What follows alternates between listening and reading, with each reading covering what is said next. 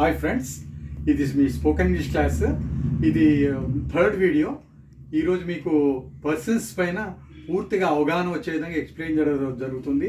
ఎందుకంటే మీకు ఇంతకుముందు చెప్పాను, పర్సన్స్ గురించి ఒక్కొక్కరు పర్సన్ యొక్క మీనింగ్స్ తెలియడం వల్ల మీరు సులభంగా ఎలా మాట్లాడవచ్చు, ఎలా ఎవరైనా మాట్లాడింది అర్థం చేసుకోవచ్చు అనేది మీకు చెప్పడం జరిగింది రెండో వీడియోలో. ఈ థర్డ్ వీడియోలో పర్సన్స్ గురించి ఫస్ట్ నేను ఈరోజు మీకు ముగ్గురు గురించి ఎక్స్ప్లెయిన్ చేస్తాను. ఆ 3 పర్సన్స్ ఏంటంటే ఐ, వి, యు. 3 పర్సన్స్ గురించి ఎక్స్ప్లెయిన్ చేస్తాను. ఫస్ట్ ఐ గురించి నేను ఎక్స్ప్లెయిన్ చేస్తాను మీకు. నేను అంటే చూడండి, ఐ ఆమ్ ఇన్ క్లాస్.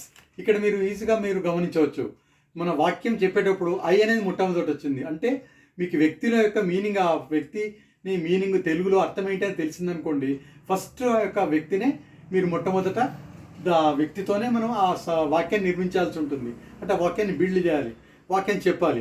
అందుకని ఐ అనేది ముందర వచ్చి చూడండి, అండర్లైన్ చేశాను. I am in class. Next I am in house. ఇక్కడ కూడా ఐని అండర్లైన్ చేశాను.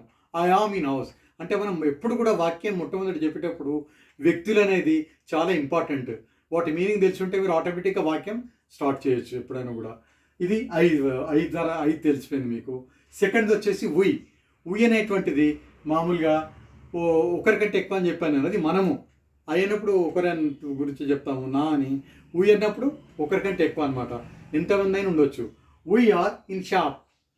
మేము లేదా మనము షాప్లో ఉన్నాము. ఇక్కడ కూడా చూడండి, మొట్టమొదట మన వ్యక్తి వి అనే దాని గురించి మీనింగ్ తెలిసిందనుకోండి, ఈజీగా వాక్యాన్ని ప్రారంభించవచ్చు మనం ఏ సంశయం లేకుండా. We're in class. We're in shop.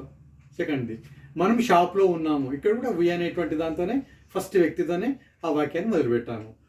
వి తర్వాత నెక్స్ట్ థర్డ్ది వచ్చేసి యు అంటే నువ్వు కానీ మీరు కానీ చెప్పాను.